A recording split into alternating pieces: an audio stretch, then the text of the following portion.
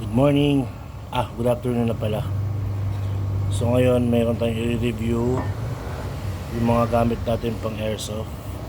So actually, nag-start ako mag-airsoft 2011 up to 2014. Yung ibang mga gamit ko kasi binenta ko na kasi iba nasira dahil sa baha. Karamihan kasi ng gamit ko dati EAG lang, mga electric na airsoft lang. So wala, kailangan talaga ibenta kasi nga baga nasira na siya. So dispose ko na ngayon. Magsimula ako ulit kasi nga syempre hobby natin yan eh. Ang una kong binili, pistol, ito Glock 18C na may full auto. Itong case, hard case sa Shopee ko lang binili. Pakita ko sa inyo.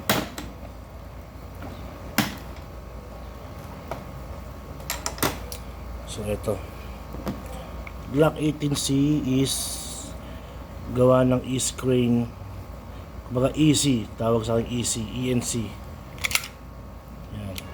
Full metal slide with polymer body. Yung barrel niya metal din. Yan. Tapos magazine niya, alam ko mga 18 rounds to eh. 18 rounds yan. So dito yung pinapasok ko yung gas. Ito.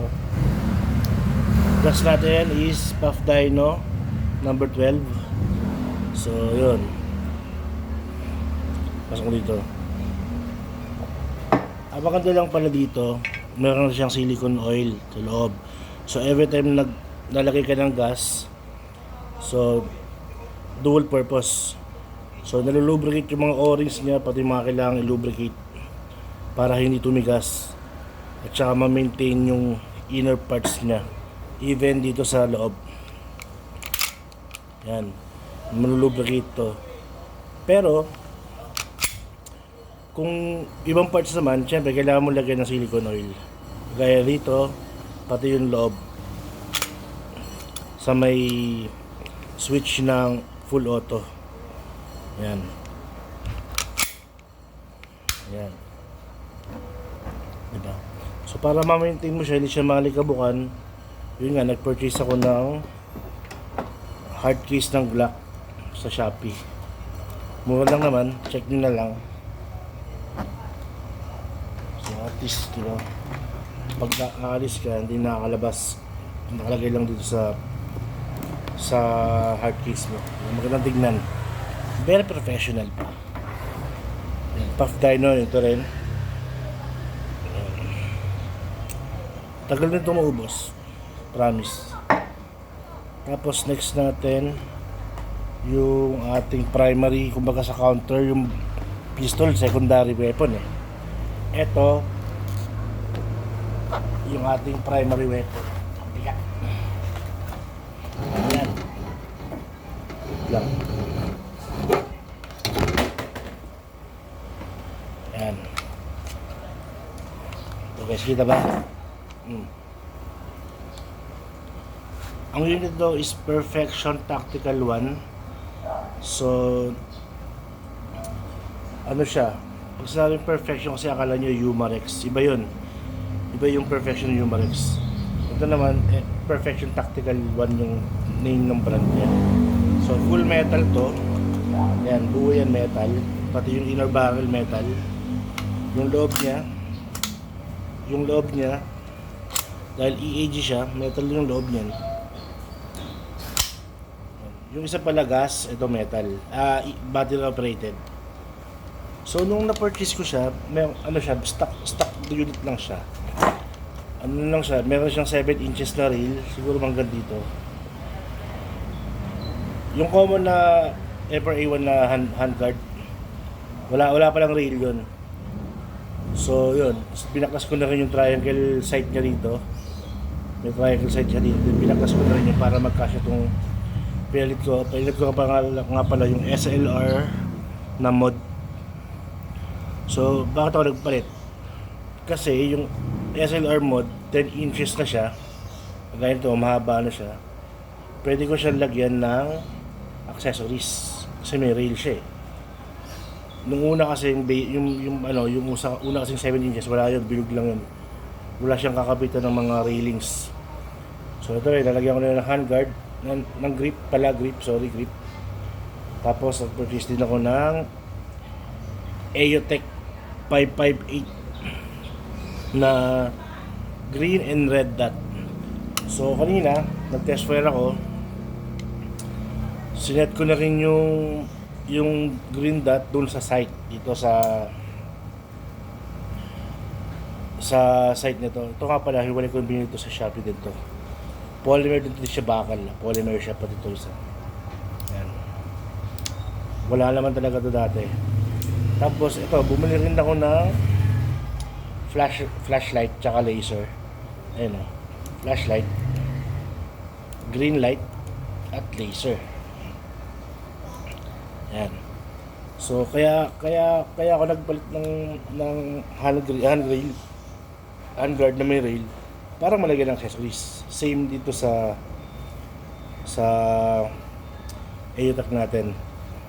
Dati kasi ano to hand grip to yung may ganon, hawakan ng rifle. So ito 'yon. So diba?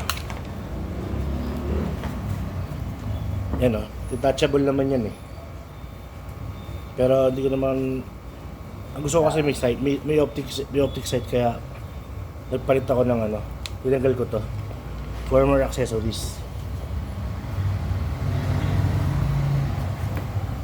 Yan. Kung kukumpare ko yung sa dati, ito mas aggressive siya tignan. Kasi yung una, basic lang basic na itsura lang ng M4A1 Ayan yung bat niya na-adjust siya depende sa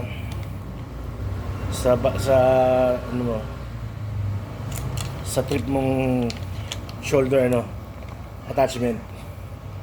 So to meron na rin siyang ready to na tawag dito, nakalimutan yung tawag sling ito. So out of the box, ang FPS nito is 420 to 450. So na-testing ko naman ito nung binili ko, na-chrono naman siya. Yun nga, 420 to 450 ang atake niya. Tapos dito mo i-adjust yung half. Pag halimbawa matagal mo na nagamit, tapos nag-iba rin takbo ng bala, dito mo siya i-adjust. Up down lang yan. Depende kung anong gusto mong trajectory. Sabi natin. Yan o. Bigat ito, siguro nasa mga 2.8 kilos to. Yan. Diba? And meron siyang suppressor na 6 inches. And pwede ko naman ilagay dito. Suppressor. Ayan, subukan natin ilagay. Tanggalin mo itong flash hider na to. Tapos pwede natin yung suppressor Ito.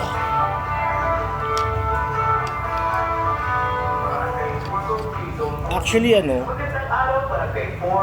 na, nagtatawag na si chairman.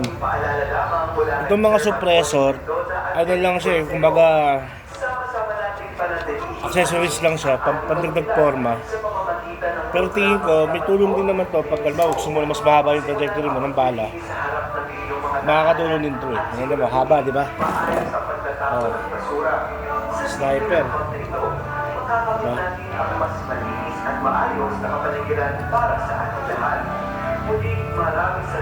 Pero pagka may CQB kayo ng laro, syempre, hindi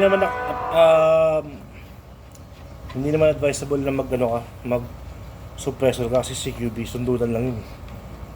Kumbaga maiksi ang mga baril dun. Bag na natin, flash hider natin. Magandang araw para kay 413. Narito ang pinamahalagang paalala para maiwasan ang sunog sa ating komunidad. Una, so yun, nabili ko nga pala itong mga airsoft ko sa Vincent Hobby Shop sa may Pasay, Fatimar Pasay. Pero dito sa malapit sa amin sa Sampaloc, mayroon dito mga tactical. Yun, marami din doon, so marami yung pagpipilian. ng fire extinguisher. Ngayon, after ng election, syempre pwede ka na maglaro. Pwede na kayo maglaro ng Kanban. Meron kaming laro dito sa may Tutuban, malapit lang dito. Kaya ready ko na yung mga gamit ko. Inaano ko na, kinukondisyon ko na para at least ready na ako maglaro. So yun guys, kung may mga tanong kayo, comment lang kayo. Sa mga beginners dyan, huwag kayo mahiya, maglaro kayo ng airsoft, masarap to. Kumbaga, pag naglaro ka ng airsoft kasi, made-develop yung disiplina mo. Tapos syempre dapat maging honest ka dyan. Pag tinama ka ng bala, dapat hit ka. Pag di ka umamin, zombie ka, titirahin. Tsaka adrenaline rush, so maganda rin talaga may sports ka bukod sa ibang sports na alam ko. Ayan o, yung loob ng suppressor na may spring yan sa loob, tsaka may foam. Ayan. So working yan, hindi siya basta-basta accessories lang, may gamit siya. Kaya pag pinutok mo siya, kanina na-test para ako maingay eh. Pag nakasuppreso ka, suk, ganun lang, tahimik na tahimik. So, yun. Guys ha, huwag nyo kalimutan ha, ingat kayo sa mga barel. Pag may biyahe nyo, kailangan may papel para iwas kayo huli. Okay guys, see you next time. Bye-bye.